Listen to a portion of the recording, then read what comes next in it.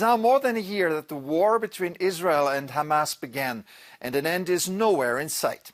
For the people in the Gaza Strip, it's a humanitarian catastrophe. Support comes mainly through the hands of the UN Relief Agency in Gaza. For the Europe Conversation, I caught up with its director to talk about the situation that becomes increasingly precarious. Our guest today is Scott Anderson, Director of UNRWA Affairs in Gaza, that is the United Nations Relief and Works Agency for Palestine. Welcome to the program. Thank you. It's a pleasure to be here. I appreciate you having me on. So, the situation in Gaza has recently moved a bit to the back burner as there was so much going on elsewhere in the United States, in Europe. So bring us up to speed. What is the situation there right now? The situation is very difficult for people on the ground. Conditions are quite dire. It's really become a small territory of two small territories, North and South Gaza, as we call it, across the Netzarim Junction, which divides it. In the north in particular, things are very difficult. The furthest north, we haven't been able to get food to those people for over a month. There's been an ongoing operation in Jabalia, Betanoun, Betlakia for over a month. Reportedly, somewhere between 1,300 and 1,800 people have died, and we think there's probably many more in the rubble. So it's very difficult.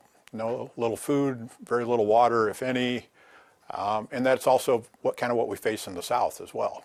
The most recent IPC report, which is a predictor of famine, shows that most people are in an emergency situation, which I don't find surprising, and that if we don't do something quickly, it could devolve into a full-blown famine, which would be a man-made condition, and something that could easily be corrected if we just get enough aid in to take care of everybody. I want to come back to that famine problem later, but now I want to bring in the most recent controversy between your agency and Israel. Yeah. 2 weeks ago, the Knesset passed two laws that basically banned UNRWA from Israel and East Jerusalem.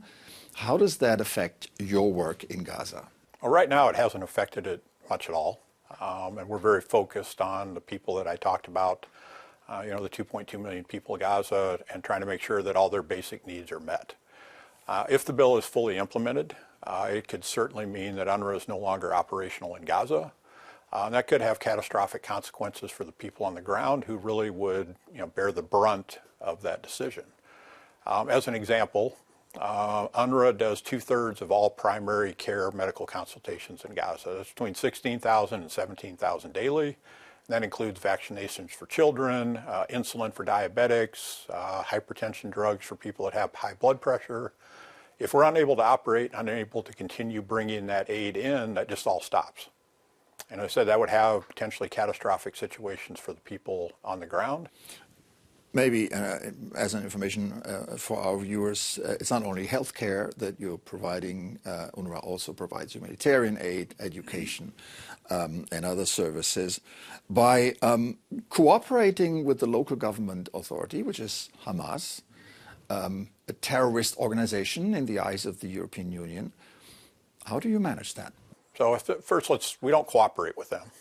There is a United Nations instruction that dates back to 2009. It's a no-contact policy, and what it does allow is technical cooperation. And that could mean things like we recently did a polio vaccination campaign in Gaza. The United Nations did. UNRWA played a large role in that with over 40% of the vaccinations.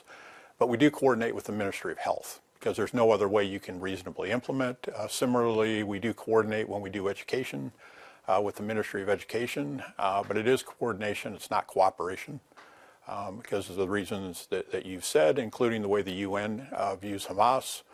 So it's a very delicate act. We have to make very clear when we do meet these people, the conditions under which we're meeting. So it's, I just want to be, very clear, it's not necessarily full cooperation, it is coordination to make sure that we're meeting the basic needs of people. And we are very careful to adhere to the guidance that the UN and other member states have put forward. There is, of course, the widespread belief in Israel that UNRWA is not neutral, that it's too close to the Palestinians and Hamas, that some of the Hamas terrorists on October of last year were actually UNRWA employees. How do you respond charges like that? Our Commissioner General, when he was informed of this, he took very swift action back in January. All the cases were referred to the UN headquarters in New York. The Office of Internal Oversight undertook the investigation on behalf of the UN, and the contracts of those staff were terminated. So where we are given evidence of staff misconduct, be it any kind of misconduct, we undertake swift investigations and we undertake swift action, as the Commissioner General did, to terminate those contracts in the interest of the agency, and those people are no longer employed with us. Yeah, I remember there were also Israeli charges that UNRWA facilities were being used to house Hamas terrorists, armament caches, and administrative headquarters. In response, your agency took action to weed out Hamas terrorists from among your employees. But can you say today that UNRWA has thrown out all Hamas operatives? Well, no, I don't think anybody could say anything with certainty about any of their workforce anywhere. We have over 13,000 people. We do take the neutrality very seriously, as shown by the Commissioner General's very swift action. But no, I can't with certainty say that's done. I don't have evidence of more. I can say that. And if we did, we would take action. But no, we can't with certainty say that. That would be incorrect of us to do. Okay.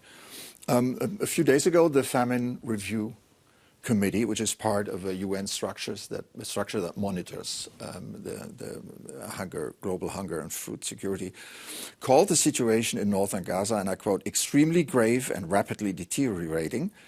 It called on all actors in the war and those who have influence on these actors to take immediate action within days, not weeks. Now, have you seen any activity following this warning? Do you see that people are willing to improve the situation or not? I do think that Israel is trying to improve the situation. I think that perhaps we're not doing enough, given the findings of the Famine Committee, and that there is a significant possibility that there are famine-like conditions that exist in North Gaza. We've gone through this before, unfortunately, in the north, where we were trying to feed the north from the south, and it just didn't work for a variety of reasons. So with a lot of advocacy from the UN and from member states, we were able to get a crossing open from the north for the north. So we very much hope that we can start getting food to people again that are very much in need, and prevent would be a man-made famine from occurring in the north. Now, as we speak, Israeli airstrikes on Gaza, on Lebanon, continue. There are so-called safe zones in Gaza where people can go, but these zones are very often unsafe zones or even full. Yeah. Give us a full picture here. What is the situation? Well, there's nowhere safe in Gaza. That's been said by many people. I would echo that. Including the safe zones. Including the safe zones. There's been strikes and bombings in the safe zone. I visited Nasser Hospital after that had happened. You walk into the emergency room, you can quite literally smell blood in the air, and there's no disinfectant to clean the floors. There's not suitable supplies to take care of the patients. I've talked to doctors that work for medical international NGOs, and they say, the likelihood of infection if you go to a hospital is 100%, because they're just not clean to a standard that we would accept.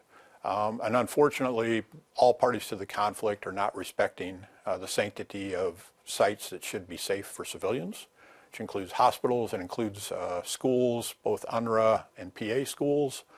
And we would reiterate that call that all parties to the conflict respect the sanctity of those places so that civilians can find safety for themselves and for their families. In this town, in Brussels, a lot of people think, what can the European Union do to improve the situation or help? Yeah.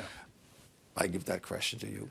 I mean, I'm here talking to the European Union. I've done a couple briefings today, and the European Union has a lot of member states, and they do have influence politically. They have significant influence politically, globally, including in Israel. And I do think that their voices will be heard if they ask for improvements in the situation, as the U.S. government has done. And I think the more people that are asking and the more requests that Israel gets, I think the more seriously they would take it.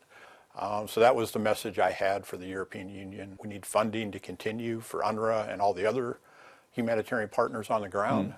because the needs are only growing more, they're not lessening, and I don't see that situation changing anywhere in the near future. Are you sure about the European influence? I do believe that, yeah. We have a bloc of many countries. If they speak with one voice, I think it carries weight. And when they have spoken, one of the initial readings of the Knesset bill that we talked about earlier was going to declare UNRWA a terrorist organization. The European Union spoke very strongly against that, and it was removed. So I do believe that they have influence. I believe they are listened to, and they're still a very important player in global politics. You told me earlier that you have, as I understand, regular talks with the IDF, with the Israeli Defense Forces. Can you tell us a bit how these talks look like, and what are you trying to accomplish? Yeah, I mean, first, I think the talks are respectful and friendly. I first came to Gaza in 2008, and I know a lot of the people that work in the IDF and COGAT in particular since then. And it's a relationship of mutual respect and trust. And what we're discussing is we both want the same thing. Perhaps we want to achieve it differently, but we both want the same thing, which is to alleviate the suffering of civilians in Gaza.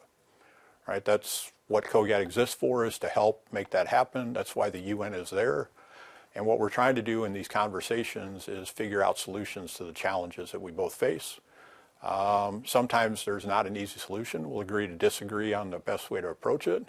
But I do think that's what we're all trying to strive for, is how do we get more aid to the civilian population in Gaza, while we hope very soon there's a ceasefire to the larger conflict, the hostages can go home to their families, and we can finally start to rebuild Gaza. All right, Scott Anderson, Director of UNRWA in the Gaza Strip. Thank you so much for this conversation. Thank you so much.